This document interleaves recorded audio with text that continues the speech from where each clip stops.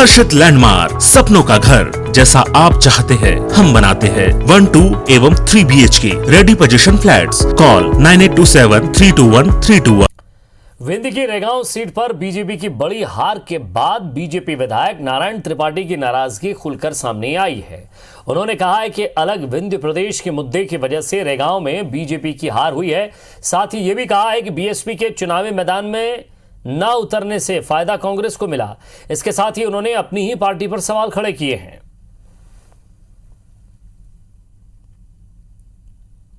मध्य प्रदेश में उपचुनाव के नतीजे आ चुके हैं। रेगांव में बीजेपी की हार हुई है। बाकी 3 सीटों पे बीजेपी जीती है, लेकिन रेगांव बड़ी सीट थी और बीजेपी का गढ़ माने जाने वाली सीट थी, लेकिन वहां पर बीजेपी हारी है। इस वक्त मेरे साथ बीजेपी विधायक नारायण त्रिपाठी हैं, उनसे बात करते हैं। बड़ा कारण क्या मानते हैं सर? रेगांव में पूरा जोर लगाया, मुख्यमंत्री शिवराज सिंह चौहान, तमाम नेताओं ने जोर लगाया, बावजूद इसके ये सीट हार गए। बिंद मुद्दा तो है। बिंद के पुनर्निर्माण को लेकर जब हम लोगों ने अभियान चलाया तो लोग अब जागरूक हैं, समझदार हैं। उन्हें लग रहा है कि हमारे साथ छल कपट धोखा हुआ। अब हमारा बिंद बनना चाहिए। भारतीय जनता पार्टी के एजेंडे में भी है। छोटे राज्य के पक्षधर हैं। छोटे राज्य बनेंगे, राज्य का विकास होगा। जितने राज्य बने, 3 राज्य, झारखंड, छत्तीसगढ़, उत्तराखंड, इन तीनों का विकास भी हुआ। पहला मौका मिला रेगांव, तो रेगांव में लोगों ने तय कर लिया था कि हमें बिंद की मांग को लेकर, जब भी मुख्यमंत्री जी गए, लोग ज्ञापन देने के लिए खड़े हुए हैं कि हमारा बिंद हमें लौटा दो, हमारा बिंद बना दो। तो ये तमाम बातों को देखते हुए बिंद के लोग, इतना सब कुछ इनपुट होने के बाद बीजेपी आला कमान, मुख्यमंत्री शिवराज सिंह चौहान, प्रदेश अध्यक्ष VD शर्मा, तमाम जो चुनावी मैनेजमेंट में जो माहिर लोग हैं, वो ये कमजोरी क्यों नहीं समझ पाए? ये माहिर का मैं नहीं जानता कौन क्या माहिर है, कौन नहीं माहिर है। कभी कभी अहम आ जाता है, ये लगने लगता है कि सब कुछ ठीक है। अभी जो 3-4 सीटें जीत गई, 2 विधानसभा, 1 लोकसभा, इससे और लग जाएगा कि हम कुछ भी नहीं है, सब कुछ है, ठीक है, कोई महंगाई मुद्दा नहीं है, पेट्रोल डीजल के रेट कोई मुद्दे नहीं है। तो अब लोग समझना चालू कर दिए हैं। अब ये मुद्दा बनेगा।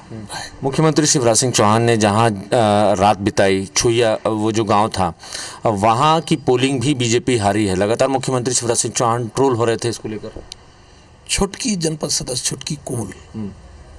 अब गरीब आदमी ये समझने लगा है कि हमारे साथ 1 रुपया किलो गेहूं और 1 रुपया किलो चाउर, 12,000 का शौचालय, अब ये दौर नहीं चलेगा है। तो पॉलिटिकल खाने को अब लोग समझने लगे, और पॉलिटिकल खाने को लोग कहीं कोई महत्व नहीं दे रहा।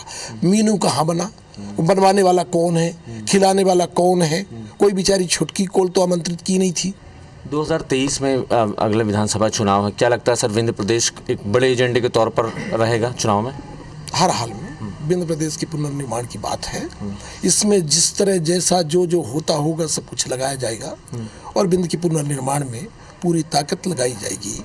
जरूरत पड़ेगी, दल बनेंगे, चुनाव लड़ेंगे और चुनाव जीतेंगे, और विंध्य प्रदेश के पुनर्निर्माण में सब कुछ किया जाएगा। ये माने कि 2023 में एक नया दल भारतीय जनता पार्टी और कांग्रेस को चुनौती देगा, और उस दल के मुखिया नारायण त्रिपाठी होंगे। हम नहीं चाहते कि भारतीय जनता पार्टी के विरोध में खड़े हों। हम नहीं चाहते कि भारतीय जनता पार्टी के खिलाफ बगावत करें। हम बिल्कुल चाहते हैं कि भारतीय जनता पार्टी आगे भी काम करती रहे, भारतीय जनता पार्टी और आगे जाए। पर यदि बिंद के पुनर्निर्माण के बारे में भारतीय जनता पार्टी नहीं सोचती तो हर हाल में इन्हें परिणाम भुगतना पड़ेगा। जाहिर है 2023 में अगले विधानसभा चुनाव है। हालांकि जो सेमीफाइनल मैच माना जा रहा था उपचुनाव, उसमें 31 साल बाद रेगांव में कांग्रेस ने खाता खोला। एक बड़ी वजह नारायण त्रिपाठी इस बीजेपी की हार के पीछे मानते हैं कि जो पॉलिटिकल ड्रामेबाजी थी, या जो कोशिशें की गई, जो तमाम तरीके की राजनीति वहाँ हुई, उन सभी राजनीतियों पर, उन सभी रणनीतियों पर विंध्य प्रदेश का एजेंडा भारी था। क्या नाम है? अमरीश के साथ नवीन सिंह, IBC 24 भोपाल। और ज्यादा बातचीत के लिए नवीन सिंह हमारे संवाददाता हमारे साथ जुड़ गए। नवीन, अलग विंध्य की मांग को लेकर नारायण त्रिपाठी ने जिस तरह से बयान दिया, जरा यहाँ समझने की जरूरत यह भी है कि पहले वो किन किन पार्टियों से चुनाव लड़ चुके हैं, दूसरा ये कि किन किन दलों को वो छोड़कर फिर बीजेपी में वापस आए हैं, तीसरा ये कि अगर वो चाहते तो वहां पूर्ण मेहनत करते, लोगों से कहते आप वोट दीजिए, मैं आपकी लड़ाई लड़ूंगा, विंध्य प्रदेश बनाएंगे, आप चुनाव तो जितवाइए, सरकार से हम मांगे मनवाएंगे, वो किस तरह की राजनीति कर रहे हैं शायद ये बीजेपी को भी समझना होगा, क्योंकि बीजेपी हमेशा ये कहती आई है। वी डी शर्मा का जब आपने बयान सुना होगा, उन्होंने कहा था कि वो हमारे सीनियर लीडर है, बातचीत हो गई, हमने समझा लिया है। बीजेपी हमेशा उनके सपोर्ट में खड़ी है, लेकिन वो किस तरह से बीजेपी का सपोर्ट कर रहे हैं शायद ये बात गले नहीं उतरती, ना बीजेपी के ना राजनीतिक विश्लेषकों के।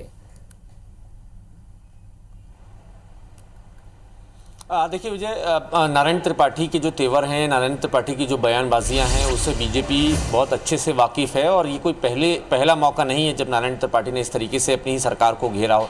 इसके पहले भी लगातार नारायण त्रिपाठी अपनी सरकार के खिलाफ, अपने नेता के खिलाफ, अपने लोगों के खिलाफ लगातार बोलते रहे और ये बात भी सही है कि नारायण त्रिपाठी न सिर्फ इस वक्त बीजेपी में है, बल्कि इसके पहले नारायण त्रिपाठी कांग्रेस में रहे, उसके पहले सपा से रहे और तीनों बार वो विधायक भी रहें। और पिछली जो कांग्रेस की सरकार थी, साल 2018 में जो कांग्रेस की सरकार बनी थी, वहाँ भी सॉफ्ट कॉर्नर कांग्रेस के लिए लगातार नारायण त्रिपाठी का बना हुआ था। जब फ्लोर टेस्ट की बात आई थी तब इन्होंने क्रॉस वोट करके कांग्रेस पार्टी को सपोर्ट किया था। तो ये बात सभी जानते हैं, राजनीतिक गलियारों के जो जितने भी माहिर लोग हैं वो सभी नारायण त्रिपाठी की राजनीति को समझते हैं। लेकिन ये जो मुद्दा नारायण त्रिपाठी बार बार ये दावा कर रहे हैं, ये जो बताने की कोशिश कर रहे हैं, इसको भले बीजेपी के नेता या बीजेपी की आला कमान या बीजेपी की सरकार इसको बड़ा मुद्दा ना माने, लेकिन अंदर ही अंदर ये एक बड़े मुद्दे के तौर पर तैयार हो रहा है, जिसका असर 2023 के विधानसभा चुनाव में दिखेगा। हालांकि इस अभियान की, इस मुद्दे की अगुवाई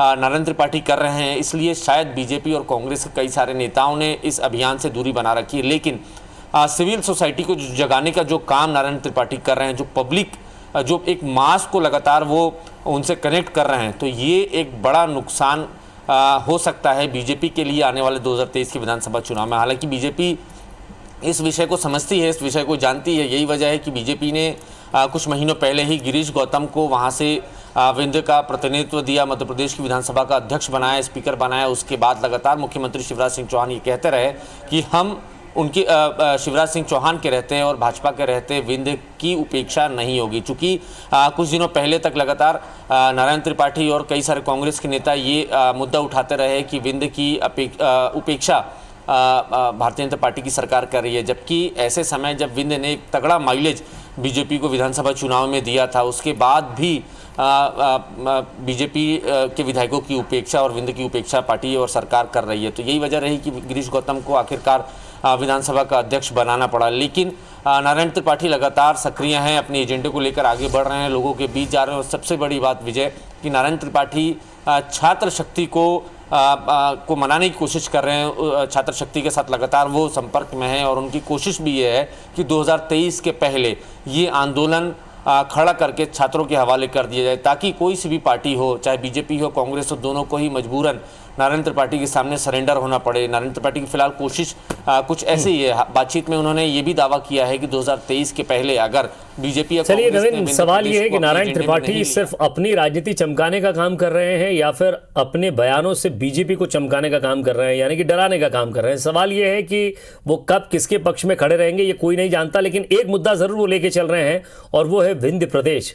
अब सवाल यही है कि उस विंध्य प्रदेश के लिए वो भी कई बार विधायक रहे हैं, उन्होंने अपने क्षेत्र में कितना विकास किया ये भी जनता को समझना होगा। बहुत बहुत शुक्रिया इस तमाम बातचीत के लिए।